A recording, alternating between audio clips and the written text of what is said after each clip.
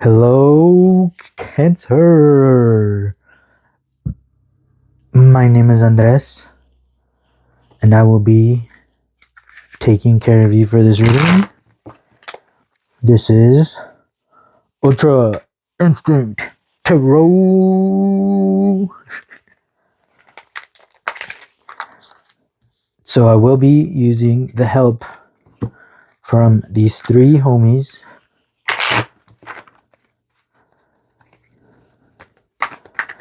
To me,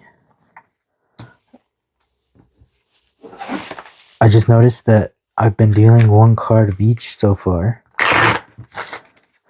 So I'm wondering if, because I usually do two, if I want to go back. And okay, I guess we are. I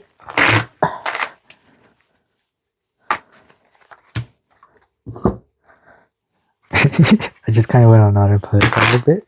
All right, so yeah, these three books are all same, but different. They're all talking about the same tarot, just all explained in very cool different ways.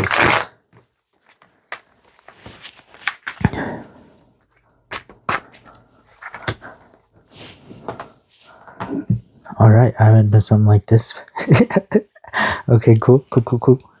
So yeah, let's just get started with the first card, and it is the Prince of Wands. What a way to start. With that exploding right towards me, right in front of me. The Prince of Wands. Wands is all about movement. Wands is all about things that make you move.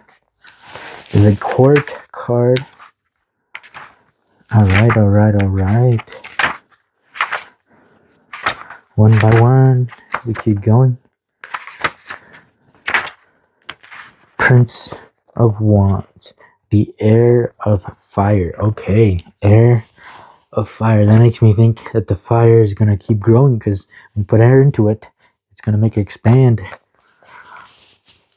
The Prince of Wands. He is romantic, especially in matters of history and tradition, to the point of folly, and may engineer stunts or play elaborate practical jokes. The ascendant, or the rising sign in one's astrological natal chart, is second only to the sun sign in importance. Amongst other things, it represents the native's personality and how they appear to others in the world. Crowley's ascendant was 3 degrees Leo. Consequently, he identified strongly with Leo and with the Prince of Wands, who rules 20 degrees Cancer to 20 degrees Leo. Okay. So this card is Crowley's idealized image of himself. All right. And we're talking about you, Cancer. So it's not necessarily then that this card is going to be describing you, but this is talking about, for sure, how you appear to others in the world. This is going to be your idealized image of yourself. Whatever it is that came to mind. First of all, we find this personal seal. Yeah, I'm not going to keep... Yeah, so it doesn't matter what this guy's personality is. We are talking about your personalized idea of yourself. Nice. The Hermit. Go within. Yeah, whatever you isn't about how others see you is how you see yourself. But I will read the Hermit card, which is the number 9 of the Major Arcana.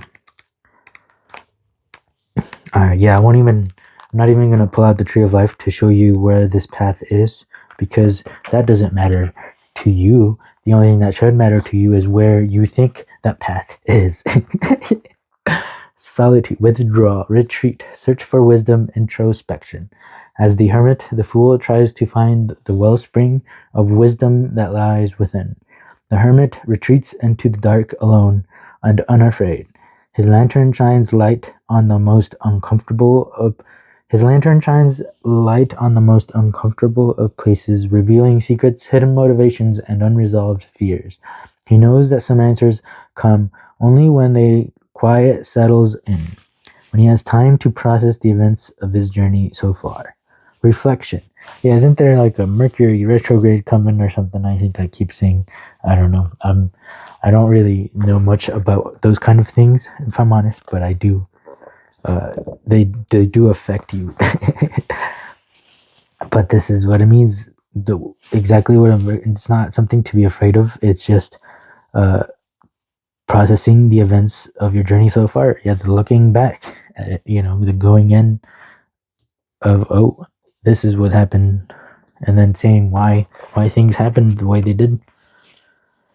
The Hermit signals a time of introspection and solitude. Are you searching for answers within yourself? Your solitude is an attempt to cultivate an environment of stillness in which you can illuminate the unknown aspects of yourself. Do you feel disconnected from your family and other loved ones? This can be a signal that inner work must be done. Yeah, don't see it as a bad thing that's happening. Just see it as, oh, nice. Take advantage of this lone time to figure out whatever you would like to figure out. If there is even anything to figure out, or just, have fun, get in the flow. Yeah, something to get you in the flow. Have you ever felt the intense state of focus that happens when you're so engrossed in an activity that all thoughts fade away? Try to get into this mindful state, whether it's through drawing, running, crocheting, or gardening. Yeah, whatever you like. Who cares what other people like at this moment? Find something that you like, and even if it's new, give it a try. Clear your mind. With social media and technology ever present in our lives, it's easier than ever to distract ourselves from our own problems. Take a break from tech and explore the thoughts, ideas, and emotions that come up when there's nothing to drown them out. Okay, stress. All right. So that's interesting. Cool. Let's read. This is the Seven of Wands. So this is pretty down low on the tree of life. That's all I'm going to say about it. I'm not going to show you a path. But this is about the wands. So this is about movement. And this looks like too much movement. We want no movement, apparently. How many people do you know who, just when they were completely overloaded with too many projects, too many balls in the air, have suddenly come down with the flu or taken a fall and ended up on crutches? That's just the sort of bad timing the little monkey with the pen in his hand is about to impose on the one-man band pictured here. Oh, yeah, I didn't even notice the monkey that's about to pop this balloon. See, I didn't even notice that. Interesting. There's something that was not noticed that's very obvious. Not gonna be pretty. Not gonna help. The quality of stress represented by this card visits all of us at times, but perfectionists are particularly vulnerable to it. We created ourselves with the idea that without us nothing will happen, especially in the way we want it to. We created ourselves with the idea that without us nothing will happen, especially in the way we want it to. Well, what makes you think you're so special? Do you think the sun will rise in the morning unless you personally set the alarm? Go for a walk, buy some flowers, and fix yourself a spaghetti dinner. Anything unimportant will do. Just put yourself out of that monkey's reach.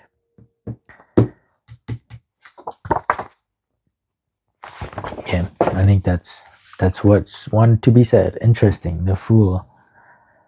Circle completing. There's another circle here. This circle. This is something new. The Fool. This looks like something going in within and coming out like brand new. The Fool is the start of the journey. Interesting. And it came out of the Thoth Tarot. So I think this is a pretty heavy Fool. Like heavy as in like a information knowledge wise. It's a pretty heavy card to digest. Yeah, and look, see how this is, look how much words went into it.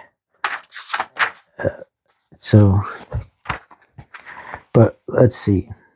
This is the path number 11, joining the 1 and the 2. No, not. All ways are lawful to innocence. All ways are lawful to innocence. Pure folly is the key to initiation. Silence breaks into rapture. Be neither man nor woman, but both in one. Be silent, babe in the egg of blue, that thou mayest grow to bear the lance and the growl. Wander alone and sing. In the king's palace his daughter awaits thee. Interesting. Wander alone and sing. Be silent.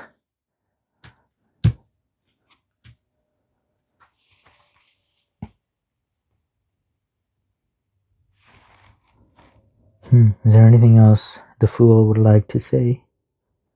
The Fool is the negative issuing into manifestation. The universe is that manifestation, its purpose accomplished, ready to return. In essence, there are not really 22 Trumps. There is only one, the Fool. And it's his story. All of these are just you seeing him from a different side. You seeing him at a different part of his life. From a mystical point of view, however, the Fool is much more. Actually, much, much less. The Fool propounds the ultimate riddle. Creation and the meaning of life are an incomprehensible joke. The Fool is more than God. The Fool is the nothing we refer to when we say nothing created God. Nothing is beyond God. Nothing is greater than God. The Fool is That's awesome. Okay. Oh, and I just closed the book entirely. So nothing is greater than God. You could say that. That means that God is greater than everything else, and nothing is greater than God, right? But no, this is saying that nothing is actually the thing that is greater than God. So, all right, if you get it, you get it. If you don't, you don't. Eight of Pentacles. All right, interesting. This is every time I see this card, all I think is Rihanna going work. The Eight of Pentacles. So expertise, talent, commitment, craftsmanship, excellence, ambition. Deep in concentration, the Fool is crafting something truly perfect. We see devotion and commitment to his creation, as well as contentedness. He is a laborer of love. After a long search, he found his true purpose and gradually mastered his job. Even with his excellence, he still remains curious and excited to learn new techniques, knowing that true mastery always requires curiosity. Okay. Have you ever reread a book or a poem only to find new meanings? When we commit and dedicate ourselves to something, like a skill or a career, no work feels monotonous. Can you find joy in truly devoting yourself to something? How can repetitive tasks bring contentment? Here we find alignment between the material and the spiritual. And it's the same Fool that went inside came out different. Find pleasure in the work. Learn to enjoy the process, not just the rewards. But it's something that you wanted to do. And mingle with others in the same line of works as you. Take a class, research new techniques. These are ways to find inspiration to take you to the next level. Nice. Maturity. Oh, this is the Ace of Rainbows, which is the Ace of these Pentacles, of the material. Ooh.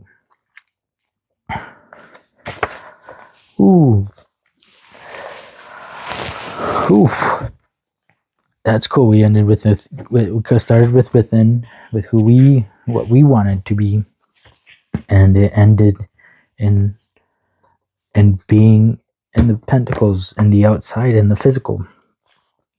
This figure stands alone, silent and yet alert. The inner being is filled with flowers that carry the quality of springtime and regenerate wherever he goes. This inner flowering and the wholeness that he feels afford the possibility of unlimited movement. He can move in any direction. Within and without it makes no difference, as his joy and maturity cannot be diminished by externals. He has come to a time of centeredness and expansiveness. The white glow around the figure is his protection and his light. All of life's experiences have brought him to this time of perfection. When you draw this card, know well this moment carries a gift for hard work well done. Yep. we're just talking about the artwork. Your base is solid now, and success and good fortune are yours, for they are the outcome of what has already been experienced within. Yeah, it's materializing. Nice. The distinction between the grasses and the blossoms is the same as between you not knowing that you are a Buddha and the moment you know that you are a Buddha. In fact, there is no way to be otherwise. Buddha is completely blossomed, fully opened. His lotuses, his petals have come to a completion. Certainly, to be full of spring yourself is far more beautiful than the autumn dews falling on the lotus leaves. That is one of the most beautiful things to watch. When autumn dews fall on the lotus leaves and shine in the morning sun like real pearls. But of course, it is a momentary experience. As the sun rises, the autumn dews start evaporating. This temporary beauty cannot be compared, certainly, with an eternal spring in your being. You look back as far as you can, and it has always been there. You look forward as much as you can, and you will be surprised. It is your very being. Wherever you are, it will be there, and the flowers will continue to shower on you. This is spiritual spring. And that's why I really like that deck. Like those are some cool words that were just said there. All right, let's get some last advice from the Office Oracle deck, and we have been feeling 3 cards with this one. Some advice. Divine influence. So, do not give up. Keep going. You are being helped. Michael and Dwight stood outside, waiting for David Wallace, and the branch was still saved. Interesting. Did you see that focus? They had nothing to do with it, but their effort and focus. Oh, I just said focus before. Okay. Was all that mattered. That focus was all that mattered. Just be you and do what you do. Yep. And trust in your magic. Yep. Yep. Ooh. Number 10. All right. Nature. Okay, take a look at this card. Can you find Michael and Dwight?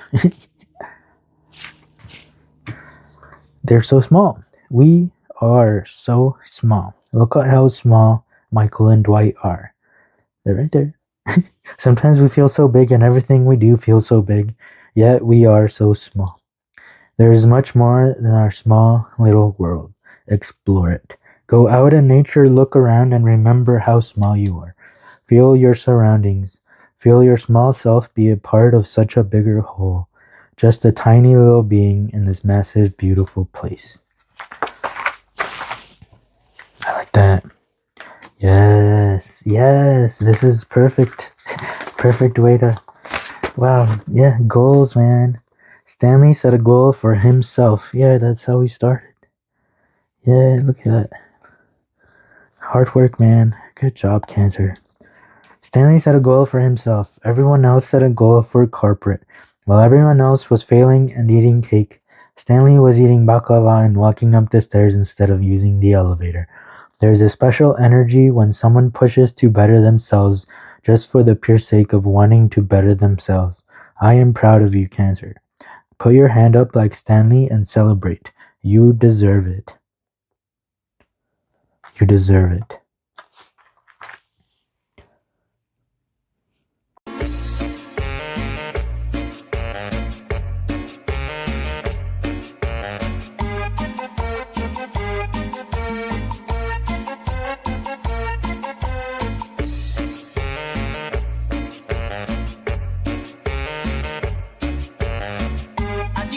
Olvida con quién tú estás hablando. Los teles.